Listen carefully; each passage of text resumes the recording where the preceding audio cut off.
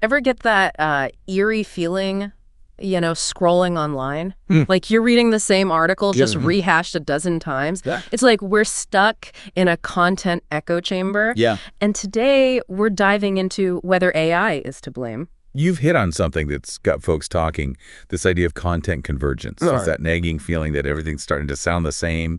And it all boils down to how our brains crave novelty. Exactly. Our brains are wired to perk up at something new, something that breaks the mold.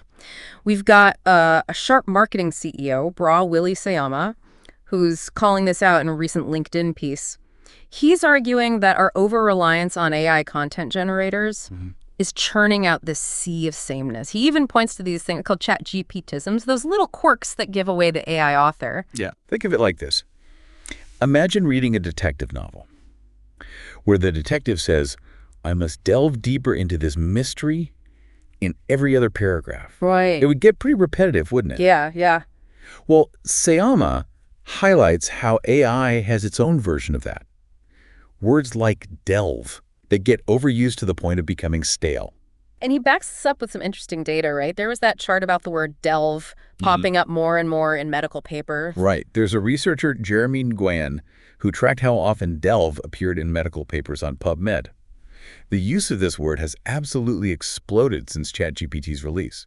Now, while we can't definitively say ChatGPT alone caused this, it does make you wonder about how these tools might be subtly influencing writing styles across different fields. It's like if everyone started using the same brush strokes. Sure, the paintings might be technically well executed, but they'd lack that unique flair.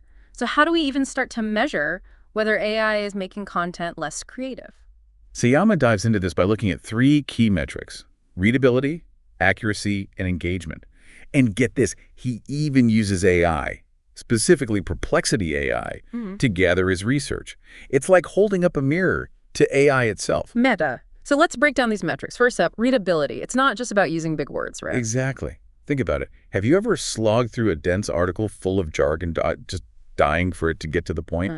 Yeah. Seyama's data suggests this is becoming more common, with readability scores of online content declining over the past decade. And ironically, this is happening as grammar and spelling are supposedly improving, thanks to AI. So we're getting grammatically perfect content that's also putting us to sleep. What about accuracy? This is where things get really interesting. AI can be a double-edged sword when it comes to accuracy. On one hand, you've got tools that are incredible for fact-checking and weeding out misinformation. But on the other hand, if these AI models are trained on biased or unreliable data, they can actually end up generating content that's factually incorrect.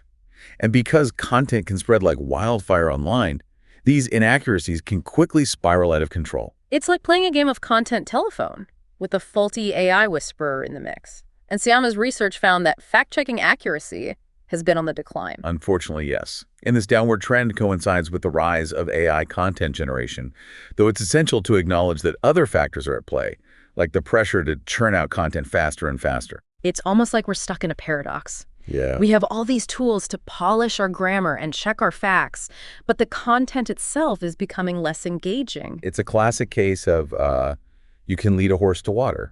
You can have perfectly grammatically correct content.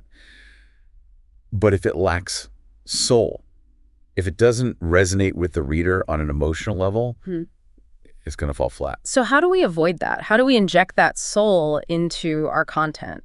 Especially when we're facing this tidal wave of AI-generated stuff. This is where Seyama gets really practical.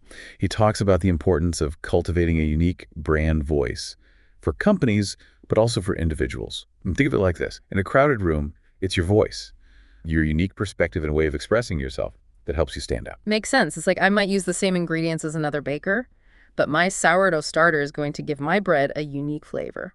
I love that analogy. And just like a sourdough starter needs to be nurtured and developed, so does your brand voice. It takes time and experimentation to figure out what makes you or your brand distinctive. So it's about more than just sounding different, right? It's about tapping into something deeper. But how do we actually do that? Where do we even begin? It starts with some serious self-reflection. If you're a brand, what are your core values? What's your story? What do you want people to feel when they interact with your content? And if you're an individual, what are you passionate about? What unique perspective can you offer? What kind of language feels most authentic to you? It's like soul searching. Well, But for your content, once you've done that digging, how do you translate that into a brand voice that resonates? here's the cool part. Once you're crystal clear on your brand identity, Mm-hmm. you can actually use AI to help you refine and amplify that voice. Wait, really? I thought we were trying to avoid sounding like AI. We are. But hear me out. Instead of letting the AI call the shots, think of it as a tool you can train.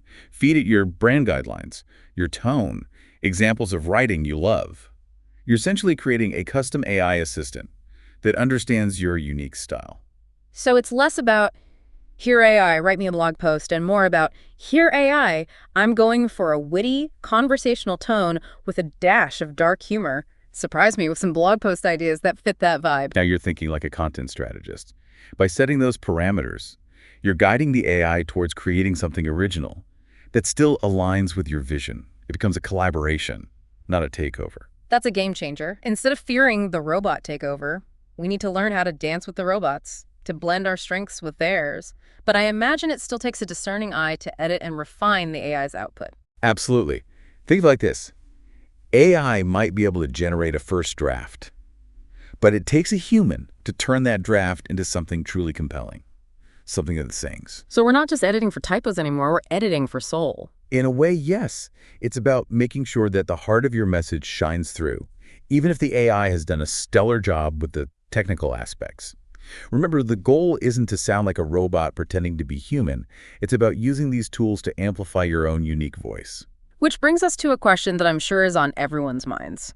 If we're all using these tools, if we're all getting better at sounding human online, how do we actually stand out? How do we break through the noise in this brave new world of AI-assisted content? That's the million-dollar question, isn't it? Seyama actually offers some really practical advice here. He talks about the importance of embracing your weirdness. And this doesn't mean throwing in random quirky details for the sake of it. It's about identifying what makes your perspective unique and allowing that to shine through in your content. It's like that saying, be yourself, everyone else is already taken, but for the digital age. Exactly. And it's never been more relevant than it is now in a world where algorithms are constantly trying to pigeonhole us. Another piece of advice Seyama offers is to experiment with different formats and mediums. Don't limit yourself to just the written word. Explore podcasts, videos, even interactive experiences. The more you're willing to push boundaries, the more memorable your content will be. And it's not just about being different for the sake of it. It's about finding new, innovative ways to connect with your audience, to tell stories, and to share your unique perspective. Precisely. At the end of the day, people crave authenticity. They want to connect with real human experiences and emotions. And no matter how sophisticated AI becomes, it's that human element that will always be irreplaceable. It's like the difference between a perfectly replicated masterpiece and the original brushstrokes on canvas. You can appreciate the technical skill, but there's a certain magic, a certain energy in the original that simply can't be replicated. And that's what we as content creators need to hold on to, that spark of human ingenuity, that ability to connect on a deeper level. It's not about shunning AI altogether, but rather finding ways to integrate it into our creative process in a way that enhances rather than diminishes our humanity. So, as we wrap up our deep dive today, here's a final thought to ponder. If AI is the brush, we are still the artists. It's up to us to choose the colors, to make the bold strokes, and to infuse our work with the kind of raw, messy, beautiful humanity that no algorithm can replicate. Beautifully put. It's an exciting time to be a creator, and by embracing both the challenges and the possibilities of this AI-powered landscape, we can unlock a whole new world of creative potential. And on that note, we'll leave you to ponder these ideas and to experiment with your own unique brand of AI-assisted creativity. Until next time, happy content creating.